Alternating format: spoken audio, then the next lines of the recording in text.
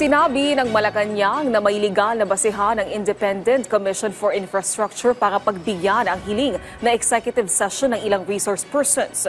Ayon kay Palace Press Officer Yusek Claire Caso, bilang isang independent fact-finding body, alam nito kung ano ang mga dapat gawin at ang sapat na legal grounds. Sa harap nito, nilinaw ng opisyal na hindi makikialam ang Malacanang sa mga hakbang ng ICI.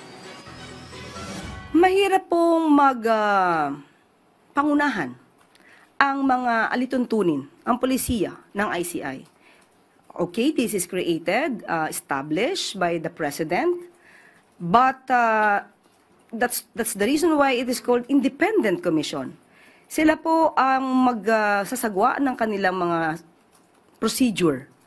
At malalaman naman po ng ICI yan kung ano po ang hiling ng tao. At ayon naman sa kanila, may mga legal na basis kung bakit inaalaw nila yung executive sessions.